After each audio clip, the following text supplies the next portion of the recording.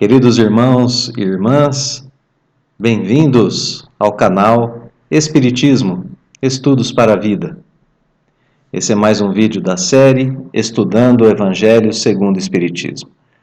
Começaremos agora a estudar o 12º capítulo da obra, que tem o título Amai os vossos inimigos. E vamos estudar agora o primeiro item deste capítulo, agora sim, com o título Retribuir o mal com o bem. Aproveitando, a gente pode compartilhar desde já o índice do capítulo, que trará todos esses itens que nós temos aqui exibidos. Nos concentraremos hoje sobre esse primeiro, retribuir o mal com o bem. Na sequência, os inimigos desencarnados. Se alguém vos bater na face direita, apresentai-lhe também a outra. E na sequência, as instruções dos espíritos com os itens: a vingança, o ódio, o duelo. Então, nesse item, retribuir o mal com o bem, nós podemos começar a estudá-lo pensando um pouquinho sobre a sua composição. Ele é composto de 3 passagens do Novo Testamento, seguidas por 4 parágrafos com comentários e explicações de Allan Kardec sobre essas 3 passagens que nos trazem essa ideia sobre o que é retribuir o mal com o bem. Em resumo, nós podemos dizer que esse item ensina que amar os inimigos é a mais sublime expressão da caridade. Então, nós espíritas temos na caridade uma missão muito importante, né? Temos uma máxima dentro da doutrina que diz que fora da caridade não há salvação, e aqui esse capítulo nos diz que, esse item especificamente nos diz que amar os inimigos é a mais sublime expressão da caridade. Esse item ensina também que nós nos equivocamos quanto ao sentido do princípio que é exposto como título do capítulo. Quando nós ouvimos dizer amai os vossos inimigos, nós interpretamos isso de forma equivocada, de forma errada. Então, esse item nos ensina o que não é amar os inimigos, pois o modo de interpretar esse ensino de forma equivocada é o que o torna de difícil execução, como a gente vai ver no capítulo. Esse é um ensinamento que está também aqui no item. Quando a gente interpreta essas palavras de forma errada, fica difícil da gente conseguir fazer isso. Fica difícil da gente conseguir amar os inimigos. E depois ainda, em resumo, né, do item, ele ensina o que é amar os inimigos. Como agir, como amar os inimigos, o que devemos fazer para podermos dizer que amamos os nossos inimigos. Esse é o resumo do item. Para a gente lembrar um pouquinho daquele aspecto de continuidade da obra, vamos lembrar que o capítulo anterior termina com a instrução de amor aos criminosos e aos malfeitores. É assim que termina o capítulo 11 do livro. Portanto, agora nós continuamos na mesma temática, mas agora de modo mais íntimo. Isso porque o criminoso e o malfeitor podem não nos atingir diretamente. Eles podem ser criminosos, cometerem crimes, serem malfeitores e atingirem a sociedade de um modo geral, mas não nos atingirem diretamente. A esses já é um pouco difícil da gente perdoar, da gente ser misericordioso e caridoso. Bem, mas o inimigo tem um grau de proximidade maior e que nos atinge diretamente com suas ações. Então, anteriormente, nós aprendemos a amar aqueles que fazem o mal à sociedade de um modo geral, e agora nós aprenderemos como amar aqueles que fazem o mal a nós diretamente. Esse é o estudo apresentado, inclusive, por todo o capítulo 12. Então, a ideia de continuidade vale para esse item, que nós estudaremos agora, mas vale igualmente para todo o capítulo 12, em relação ao capítulo 11, né? Então, vamos à primeira passagem aqui do Novo Testamento, é uma passagem que está no Evangelho de Mateus, na qual Jesus apresenta uma ideia, não é? Ele diz às pessoas que o ouviam: aprendestes que foi dito, amareis o vosso próximo e odiareis os vossos inimigos. Eu, porém, vos digo, amai os vossos inimigos, fazei o bem aos que vos odeiam, e orai pelos que vos perseguem e caluniam, a fim de serdes filhos do vosso Pai que está nos céus, e que se faz levante o sol para os bons e para os maus, e que chova sobre os justos e os injustos. Então, nessa primeira passagem, a gente vê que Jesus deixa claro que ele traz um ensino novo, um ensino diferente àquele que já existia para o seu povo, para o povo hebreu, para o povo judeu naquela época, né? É um ensino diferente, é um ensino novo. Aquele povo havia aprendido a amar os próximos e odiar os inimigos. Jesus está dizendo, não, o correto é amar os inimigos. Amar o inimigo. E diz que isso está de acordo com a justiça de Deus, pois Deus dá as mesmas coisas a todos, ou então Deus dá as mesmas condições de vida a todas as pessoas, não é? Quando Jesus diz aqui, chove para o justo, sobre o justo e sobre o injusto, há sol para os bons e para os maus. Jesus está dizendo aqui, as condições gerais da vida são iguais para todos. Aqui, a justiça de Deus. As mesmas condições para os justos e para os injustos, para os bons e para os maus. Então, esse ensinamento de amar o inimigo está de acordo com a justiça de Deus. Deus age da mesma forma para com todos. E o que Ele nos dá são os recursos necessários para que a gente faça e viva no bem. E assim também devemos agir cada um de nós. Bem, na sequência do texto, Jesus diz, porque se só amardes os que vos amam, qual será a vossa recompensa? Não procedem assim também os publicanos? Se apenas os vossos irmãos saudardes, não é? Se cumprimentar, se disser oi, se tiver boa relação apenas com aqueles que são nossos irmãos, o que é que com isso fazeis mais do que os outros? Não fazem outro tanto os pagãos? Então aqui Jesus cita os publicanos, que eram odiados por serem as pessoas que cobravam os impostos do povo, e Jesus cita também os pagãos, pagãos que não conhecem as leis de Deus. Bem, então vejam, né? Os publicanos amam aqueles que os amam. Os pagãos também saudam aqueles que lhes são próximos.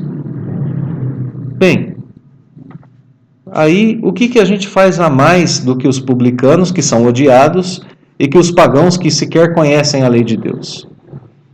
Bem, a gente precisa fazer algo a mais. E o algo a mais é isso que Jesus está ensinando, é amar os inimigos. O caso, né, dos pagãos é que esses também amam os seus. E fica o ensinamento de que temos que fazer mais do que eles. Mais do que os pagãos, mais do que os publicanos. Isso eles também fazem. Amam os seus próximos. Bem, as condições dadas por Deus, então, nesse parágrafo, né, são iguais para todos, mas aqueles que conhecem Jesus são orientados a amar a todos, fazendo assim o algo mais com o seu conhecimento, com o conhecimento que Jesus está trazendo. Agindo como age o Senhor da vida, como age Deus, dando condições iguais de seguir em frente para todos. Esse parágrafo nos dá a tarefa de todos os cristãos e apresenta o ponto central do capítulo, né, que é o amor aos inimigos. Segunda passagem, então, do Novo Testamento, ainda Jesus no Evangelho de Mateus, dizendo: digo-vos que, se a vossa justiça não for mais abundante que a dos escribas e dos fariseus, não entrareis no reino dos céus. Então, se anteriormente nós tínhamos os cobradores de impostos, publicanos, né, e os pagãos como exemplo, nessa passagem nós temos a questão da justiça sendo colocada nos exemplos dos fariseus e dos escribas. Anteriormente foi tratado o sentimento, o amor aos inimigos, que não era dado nem por publicanos, nem por pagãos. Aqui a noção de justiça é que deve ser estudada, é que deve ser melhorada por cada um de nós. Pois escribas e fariseus eram aqueles que interpretavam e ensinavam as leis de Deus ao povo, e mesmo assim não as praticavam. mesmo assim não amavam também os seus inimigos, que é o ponto central daquilo que a gente está vendo nesse capítulo, né? Esse parágrafo, portanto, nos leva a pensar sobre o nosso conhecimento e sobre a prática da lei divina. Então vamos à terceira passagem do Novo Testamento, na qual Jesus nos diz no Evangelho de Lucas que se somente amardes os que vos amam, que mérito se vos reconhecerá, uma vez que as pessoas de má vida também amam os que os amam? Então agora o exemplo aqui são as pessoas de má vida, não é? Amar, fazer o bem a quem não pode devolver o favor, inclusive, né? Temos aqui também já de saída a questão do mérito que é conquistado ao termos essas atitudes. Mérito diante de Deus e não diante dos homens, como nós veremos aqui na sequência. Se o bem somente o fizerdes aos que vô-lo fazem, que mérito se vos reconhecerá, dado que o mesmo faz a gente de má vida? Então, de novo, a mesma questão, né? Aqueles que fazem o mal, aqueles que têm má vida, também fazem o bem àqueles a quem amam. Segue Jesus dizendo, se só emprestardes àqueles de quem possais esperar o mesmo favor, que mérito se vos reconhecerá quando as pessoas de má vida se entreajudam dessa maneira para oferir a mesma vantagem? Então Jesus está dizendo aqui, né? Eu empresto a quem pode me devolver. No caso aqui, coisas espirituais, né? Eu perdoo a quem pode me perdoar. Pessoas de má vida e de má ação, pessoas que querem me prejudicar, não podem me devolver muitas vezes essas coisas. Mas Jesus está dizendo, e é assim mesmo, você dá sem querer de volta, sem querer receber o favor, a vantagem, né? A devolução do que você fez. Pelo que vos toca, amai os vossos inimigos, fazei o bem a todos e auxiliai sem esperar coisa alguma. Então, o nosso mérito é diante de Deus, não diante das outras pessoas. Então, muito grande será a vossa recompensa, dada por Deus e não pelas outras pessoas, e sereis aí filhos do Altíssimo, que é bom para os ingratos e até para os maus. Sede, pois, cheios de misericórdia, como cheio de misericórdia é o vosso Deus.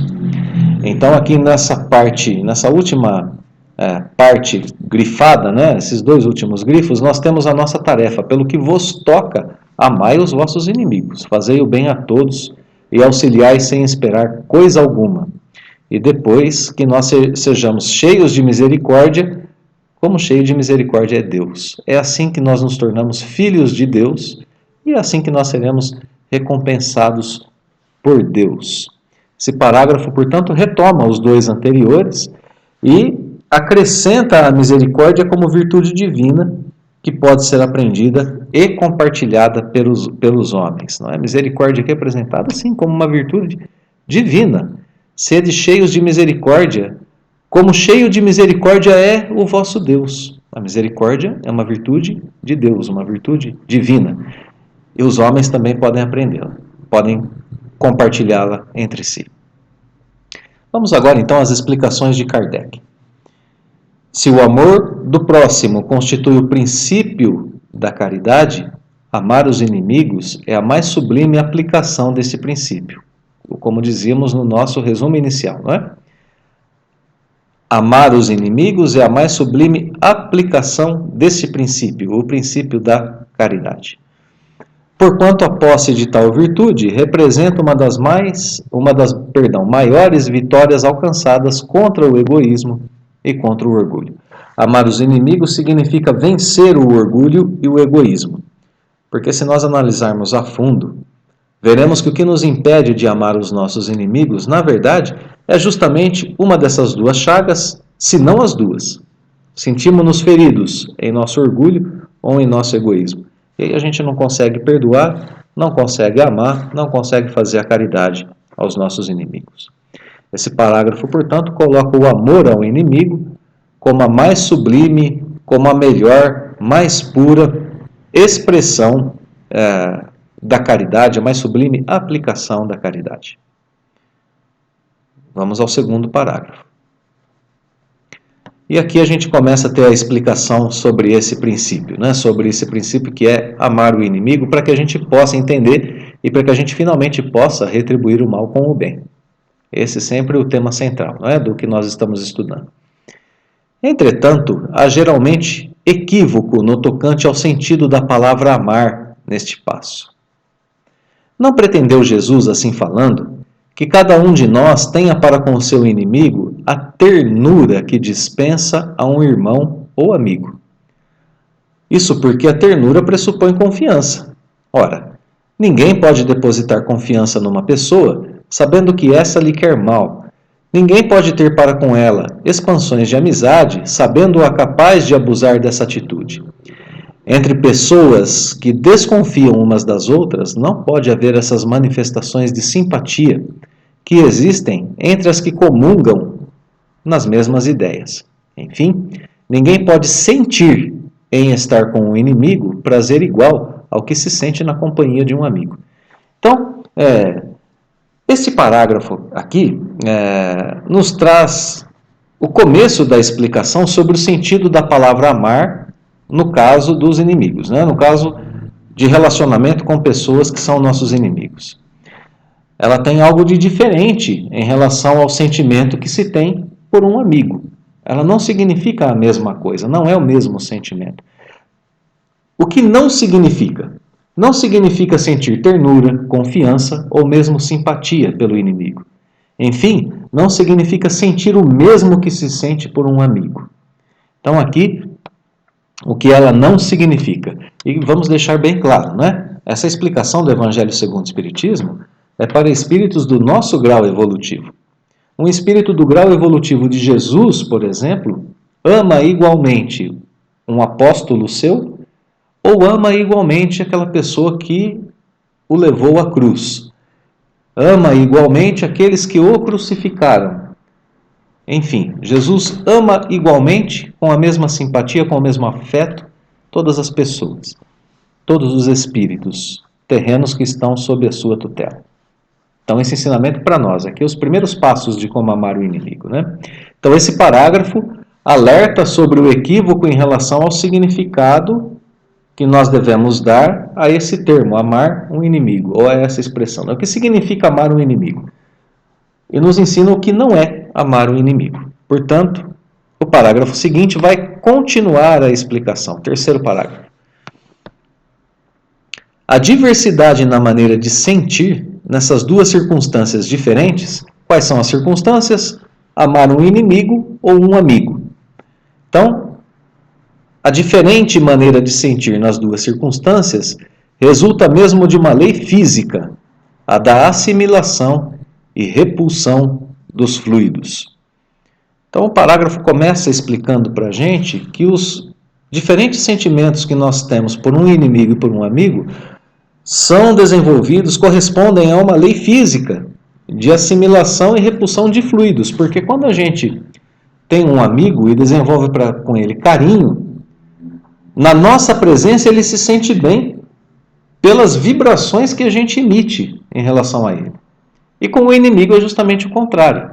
Então a gente emite essas vibrações que se dão através desses fluidos que nós temos conosco. Cada vez que nós pensamos e sentimos, criamos essas vibrações que são transmitidas através de nossos fluidos espirituais. E um amigo e um inimigo sente isso que a gente emite. Portanto, o parágrafo segue explicando justamente isso, que o pensamento malévolo, o pensamento mal, determina uma corrente fluídica, uma corrente vibratória, se assim quisermos, né, que impressiona penosamente. Quem recebe essa corrente fluídica se sente mal. O pensamento benévolo nos envolve com um agradável eflúvio, com essa corrente fluídica, eflúvio é o mesmo aqui, né, que corrente fluídica, diferente, uma corrente que nos traz bem-estar. Daí a diferença das sensações que se experimenta a aproximação de um inimigo ou de um amigo. É muito comum na vida da gente sentir isso, né? Quando o inimigo se aproxima, a gente se sente mal. Quando um amigo se aproxima, a gente se sente bem. E a doutrina espírita nos explica aqui que justamente isso acontece pelas vibrações que nós emitimos, pela criação desses fluidos que nós temos ao pensar e ao sentir, bem ou mal, em relação a eles. Então segue o texto dizendo que amar os inimigos não pode, pois, significar que não se deva estabelecer diferença alguma entre eles e os amigos. Se este preceito parece de difícil prática, ou impossível mesmo, para a gente às vezes parece impossível, né? Dizer ame o seu inimigo. É apenas por entender-se falsamente que ele manda que se dê no coração, assim ao amigo como ao inimigo, no mesmo lugar. Então, se parece muito difícil para a gente ou impossível praticar isso, amar o inimigo, é porque a gente interpreta isso de forma equivocada. Não é para a gente ter o inimigo e o amigo no mesmo lugar do coração. É outra coisa. Uma vez que a pobreza da linguagem humana obriga a que nos sirvamos do mesmo termo para exprimir matizes, né, cores diversas de um sentimento que é o amor, a razão cabe estabelecer as diferenças conforme aos casos. Então esse parágrafo fala do mecanismo, né, do pensamento e sentimentos, que são eles que determinam as vibrações que emanamos para as outras pessoas e também que recebemos dessas pessoas. Diz também que amar os inimigos é mais fácil quando compreendemos o que se quer dizer com isso. E que não é dar ao mesmo lugar a ele no coração, mesmo lugar que há um amigo. Cai, portanto, aqui a impossibilidade da prática desse ensino quando bem compreendido. Fala, só é impossível porque vocês não entendem bem o que quer dizer.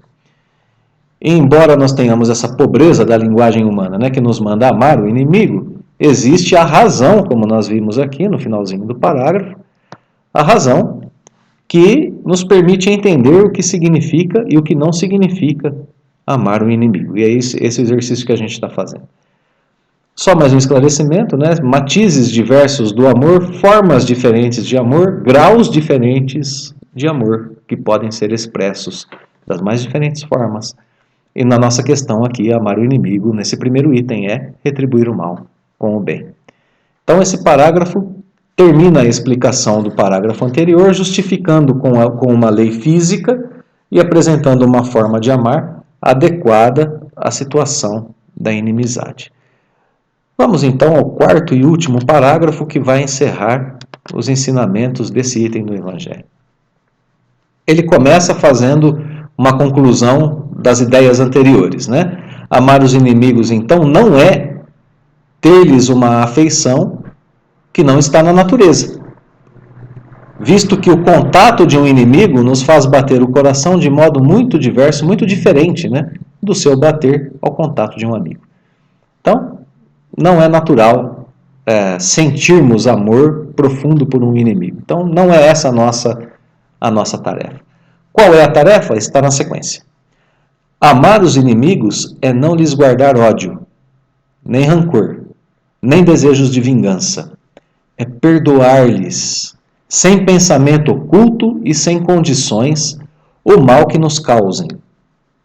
É não opor nenhum obstáculo à reconciliação com eles. É desejar-lhes o bem e não o mal. É experimentar júbilo, alegria, né? Em vez de pesar com o bem que lhes advenha. Essa daqui talvez uma das fases mais difíceis, né? De retribuir o bem com o mal. Porque quando a gente vê um inimigo se dar bem na vida, é muito difícil a gente ficar feliz com isso. Receber uma benesse, uma alegria, é muito difícil a gente ficar feliz. E é isso que o Evangelho está dizendo. É a gente ficar feliz quando eles receberem o bem. É socorrê-los em se apresentando a ocasião. Aqui, retribuir o mal com o bem, né? Se eles precisarem de ajuda, a gente ajuda. É abster-se, quer por palavras, quer por atos, de tudo que os possa prejudicar. É não prejudicá-los de modo nenhum, nem por pensamento, nem por palavra, nem por atos. É finalmente retribuir-lhes sempre o mal com o bem, sem a intenção de os humilhar. Quem assim procede, preenche as condições do mandamento, amai os vossos inimigos. Então aqui a explicação final do que é amar os inimigos, né? Para o nosso estudo, para a nossa reflexão. Em resumo, não guardar maus sentimentos, perdoar, reconciliar, ficar feliz com suas conquistas, com sua felicidade, não prejudicar de modo algum, retribuir o mal com o bem, sem intenção de humilhar. É isso o resumo da nossa tarefa, é nisso que consiste, melhor dizendo, a nossa tarefa de amar o inimigo. Isso é demonstrar amor. Isso é agir em acordo com a lei de Deus no que diz respeito a amar o inimigo. Esse parágrafo, por fim, esclarece e ensina o que fazer para cumprir esse mandamento, amar o inimigo. O que é amar o inimigo? Retribuir o mal com o bem sempre. Bem, concluímos então esse nosso estudo dizendo que, estando bem entendida a tarefa, o que ela é, em que consiste, podemos começar a praticá-la. Amar o inimigo é retribuir-lhe o mal com o bem em todos os âmbitos da vida. E assim nós encerramos o estudo desse precioso item do Evangelho segundo o Espiritismo. Deixamos aos queridos irmãos e irmãs que nos acompanham aquele abraço fraterno, os votos de que Deus nos fortaleça e ajude nessas tarefas do Evangelho segundo o Espiritismo, que são para progressos de todos, não é? Continue conosco em nossos estudos. Aguardo você no próximo encontro.